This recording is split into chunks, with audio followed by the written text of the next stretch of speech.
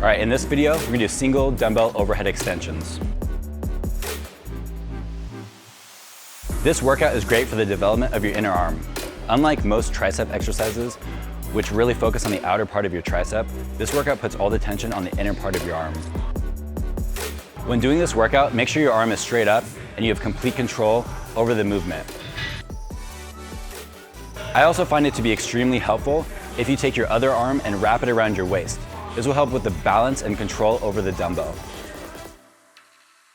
When doing this exercise, you want to go fairly light because this lift does put your arm in a risky position because you will be holding a dumbbell over your head.